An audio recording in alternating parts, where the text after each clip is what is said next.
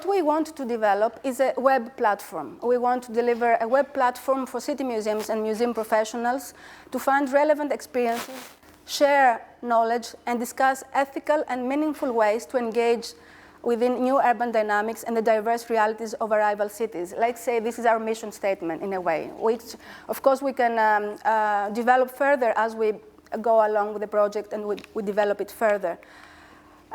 We want to help museums in ethical matters. I think we will share a lot of ethical dilemmas and questions later on of how to deal with difficult situations, how we deal with trauma.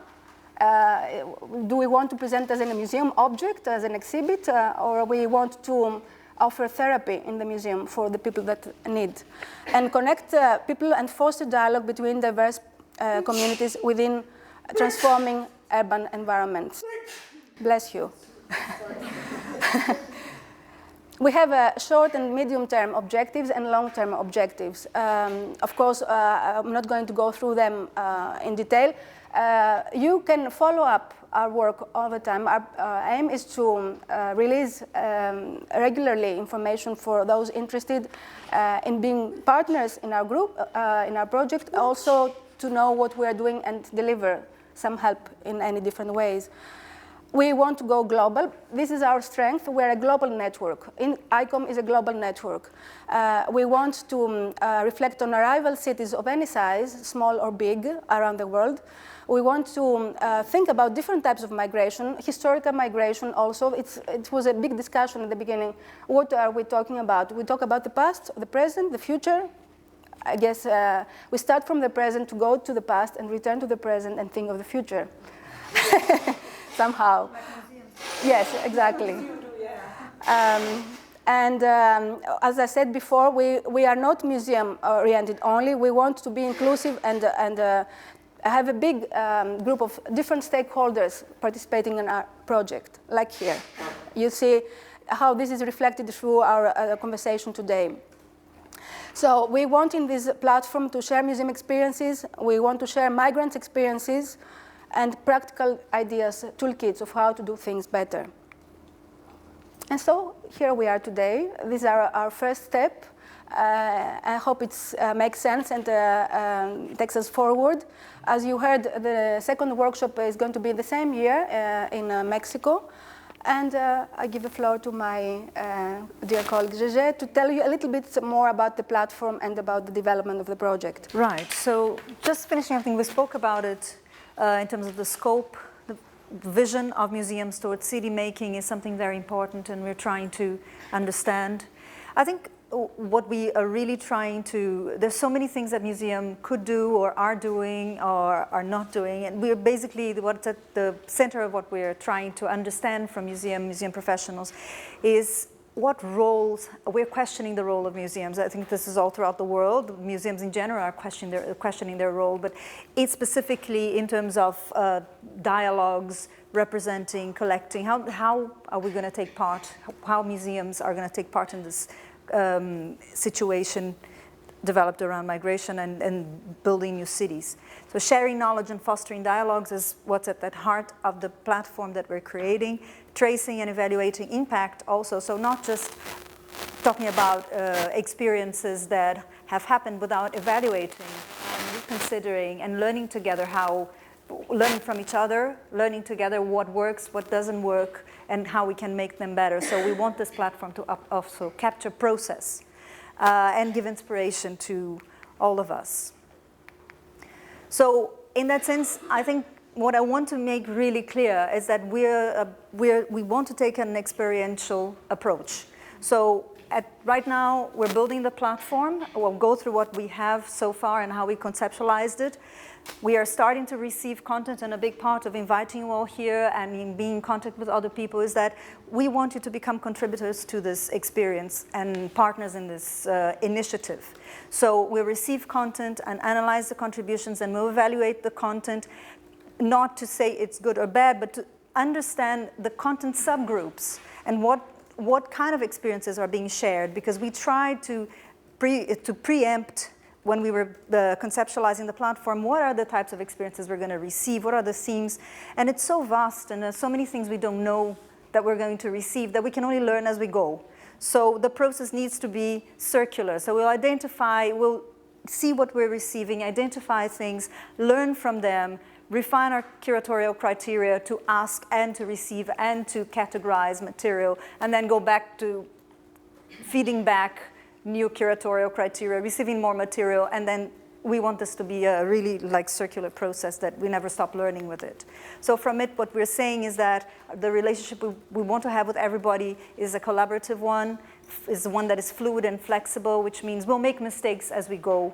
We've, even as we were discussing as a group, there are so many questions that we raise in terms of not necessarily agreeing with each other's ideas or the way we talk about certain things, and also we all need to be fluid and flexible and understand we're talking about things, we're discussing things, we're learning together, and we learn as we progress, and we hope to have a stronger final result by acting like that, so really fluidly. So what have we got, where have we got to at the moment? We created the name, and we're trying to give this platform, to bring it to life. So we've commissioned a designer and a web platform developer to develop a logo. So the project has been called Migration Cities, Immigration and Arrival Cities from the beginning. That's the name that we pitched to ICOM when we got this special project. Most often now we call it Migration Cities as a short form, but they're both forms that we're using, especially in text, and this is the logo that we came up with for the project. The platform, as Marlen said in that circle, I just want to go a little bit more into what is the content of the platform and how we are aiming to bring these experiences together. So first we are talking about case studies, which we were very inspired by the TED Talk format. So to have testimonials and people talking and sharing their experiences in video format, because video format is a very short, it's compelling, and it's easier for us to relate to the experience that people want to tell us, and we hope that this is a good language, and it's something we're going to discuss after seeing some of the videos we're going to bring, which are the start of the contributions that we're receiving, how you think it works, how it can be better, and etc. We're going to have time to discuss that as well. And bring different voices, which are the voices of museums, the voices of migrants, and the voices of people in societies in general, NGOs and concerned citizens that are working towards projects, all these important building blocks of this partnership that needs to happen for museums to be able to gain more power. And then from the experiences that we can share in the videos, then we are pretty sure there will be a lot of supporting materials or things will emerge from it. Okay, so we now start to understanding there's a certain methodology that is interesting to crystallize and share. So we hope that these can become toolkits that will come with your presentations or that we will eventually put together thinking about processes that we are identifying that are good and avail them as toolkits as well. And that we have between us a list of experts, and our intention is that these experts will, if possible, avail themselves to talk between museum people, to mentor other people. So if you look into a list and you're available for mentoring, that people can get in contact and decide how they will interact, but we can avail our expertise to each other and start talking to each other. Then, like the toolkits, but more on an academic or content deep level, then we want to have a library of resources with papers, scientific and academic materials as a library, as a section which is about news. So what are things that are happening on a day-to-day basis that we want to capture and we want to share? So more of a blog format. There's obviously an about who we are and all of us involved and how we're doing. And in future, this is really like, it's a lot, we're trying to do a lot on a shoestring budget first, and also time is pressing for all of us. It takes a lot of work, but in future, once we developed a lot of things, we want to be able to provide webinars, so we can really connect digitally with each other through this platform and exchange. So far, that's more or less the look we are going for. We're looking for a platform which is really clean and simple, that you can navigate the front page. This is would be the home page, is not in terms of content, it's not going to be exactly what is there because we want it to be alive, for example, so a live way to access the content areas of the website.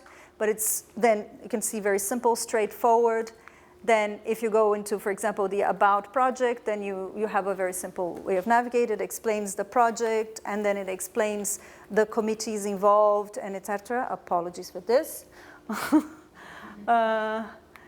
Then if you go into case studies, for example, that's we're still trying to work out how we're going to navigate, what's the easiest way to navigate things, but we will have then a similar type of patchwork landing page where you can search through videos probably by thematic, in a thematic way, or by the location where the experience happened, the institution, or just a simple word search, and then you get to a list whereby you can then access the each video page, which will have a description, an opportunity to comment, and then related videos that we suggest that if you watch this one, there are other similar themes that come associated with them. So that would be, in terms of the case studies, how we're trying to, it's going to be such a complexity of things we're going to receive. We're trying to understand what is the simplest way, basically, to make it available to people without overcomplicating.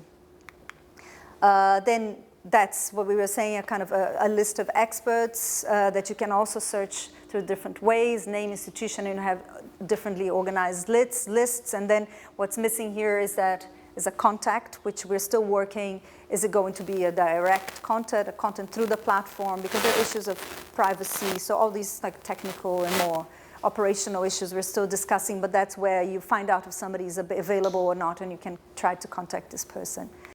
And then the resources and the toolkits will also be pretty straightforward and organized in a very simple way, so you understand what kind of resources and what kind of toolkits you're looking for. If it's a presentation, if it's a text, or if it's a video, probably in the toolkits maybe it can also have videos. We're not sure yet. And the other thing is that we want these both resources and toolkits, if they're related to a case study, they will also feature in the case study page that you can, so further materials that you can read in relation to that case study. And I think that's that. So I think we're saying whether resources and toolkits will offer in-depth structured information case studies. They want to give you critical thinking about museums, citizens, and migrants in a direct and compelling manner. So that's a difference of language between these two things. The videos are powerful tools to convey visual and conceptual content in a conversational and quick way. We're developing then guidelines. We're trying to work and understand how can we help people provide their content. So we've been discussing this for a while. Nicole is going to talk now much more about this. So how we thought so far about these guidelines and what type of guidelines, bless you.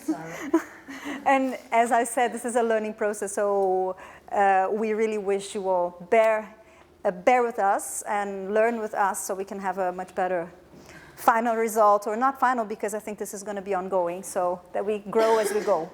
We all want to know about what people are going to say about the projects and about the museums. Like Gegê and Marlen already told you, we are learning by doing. So also these guidelines and these films, it's also something which is developing, and we really would like to hear from you all kind of ideas and input about it. But we thought about, oh, this is the wrong direction. We really would like, when we thought we want to share all this knowledge about museums and about how they're working with migration, we directly thought about films, because it is a very direct medium to get informed. So we set up some very simple guidelines because we want it to be very easy, and we want to make people very keen about working with us. And I hope people you here are very enthusiastic and want to contribute. So the only thing what really counts is make a not too long film, and tell us passionately about the project you are doing. So, and of course, there are all kind of technical thing about the sound and the light. But like Masoum, she told me she did her film just with a phone, and it works really well. So it is very accessible. Well, we agreed to make the films in English, but if that will be a problem in the future, we can look for solutions about that. And also editing, we solved that more or less. So the main thing is we want to make it very simple, very easy for people to contribute. The only thing is that, of course, it must be structured in a way. We thought, well, just write it down on a paper to introduce the part of the film and what you are telling about, and so you can structure the film and help us edit the film you are sending towards us. So it's very simple. We want you to tell us about your museum or initiative, and of course all kind of areas you can tell about. It's about capturing stories and participation approaches, of course, when you're working with people. And we really would like to know how the museum or how the project is doing that. We have this all on a handout for you. We can send it and share it with everyone. But the most important thing is that we want it to be simple and easy to contribute. So this is my thing about the technical side, and I wish we have a very, very nice day today. Thank you.